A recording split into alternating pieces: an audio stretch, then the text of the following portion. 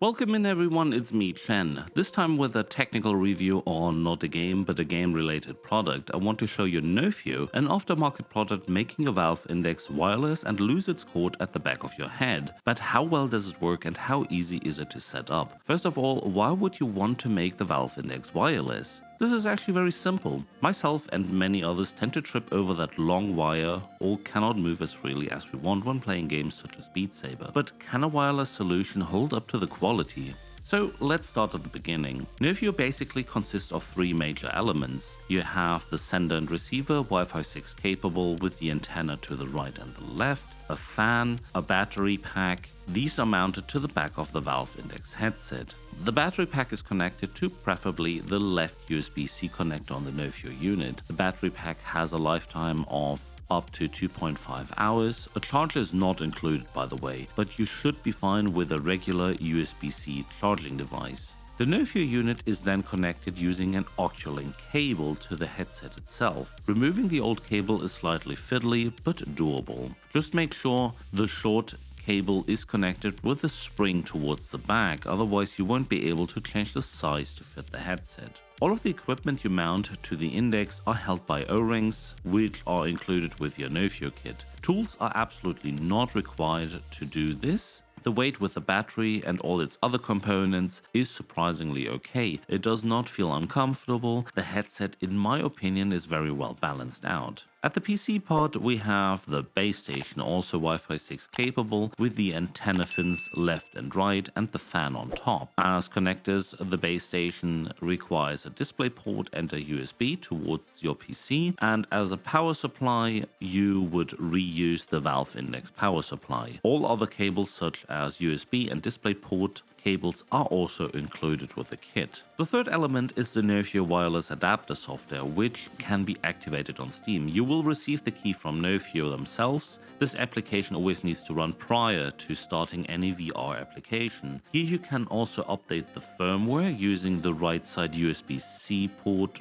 of your Nofio headset unit. Also, debug captures, drivers and more can be managed using the small application. The application doesn't look very fancy, but it does its part. Assembly of this kit is very easy and described in the printed manual. Two complaints here about the manual though. First of all, the manual has a problem with readability. The small black lines on the brown paper are barely readable in detail if you wear glasses, like me for example, depending on the light of course, which makes assembly according to the manual complicated. Also, the manual basically stops with install the software and have fun, which in theory would be enough, but only in theory, and sadly this is where the trouble starts. The software requires you to download additional .NET framework packs from the Microsoft website, as they are not bundled with the app itself. Otherwise, it won't start. When you start the Nofio software, take a closer look, as it requires you to press a button to install the drivers. As said, the app is not very fancy, and honestly the user experience could be better. My adventure, however, only began here. From this point on, I only had trouble. In the beginning, I did not manage to connect my headset. I don't know what the issue in the end was exactly. I updated the firmware, restarted and also reconnected the Oehrchen cable, which goes from the Nofio unit to the headset display. At some point it stabilized and I got to see an image and have an audio on my Valve Index. Steam VR, however, still tends to show errors about the headset not being initialized correctly, and sometimes the settings are not available.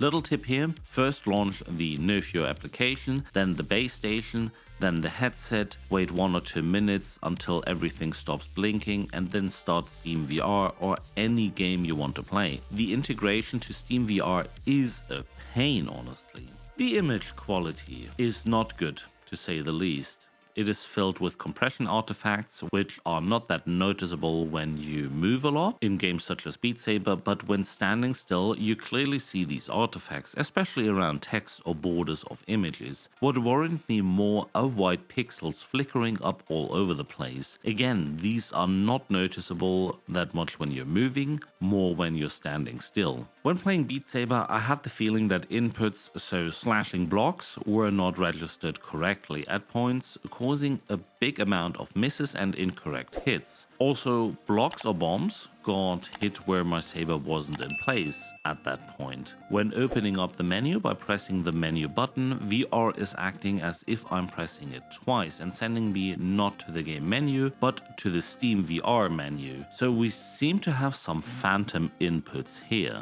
Audio, sadly the same issue. Compression artifacts. Audio getting muffled or cutting out entirely until you reset the headset. At some point the screen went black and I was not able to reset it. Adding to this, the Nofio kit clearly has some kind of heat problem. You hear that by the fans ramping up to maximum during the entire play session, or even in idle mode, giving a very uncomfortable background noise. Here I wonder if the performance problems could be due to some thermal throttling. All in all, I'm sadly very disappointed, and with almost 430 euros, I could have rather invested into a different product, which is wireless by default, such as the MetaQuest 3.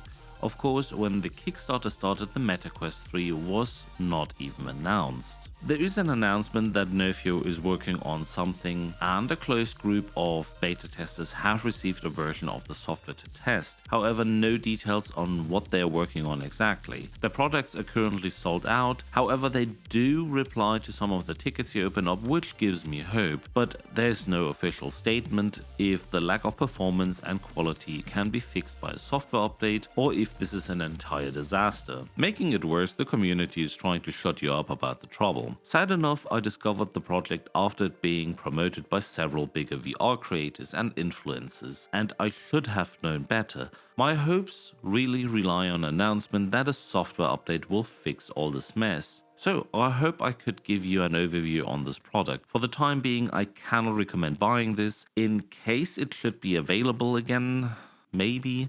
Keep your cable or invest into an alternative headset if you want to go wireless. Drop a comment if you like and subscribe. Stay awesome, and thank you so much for watching.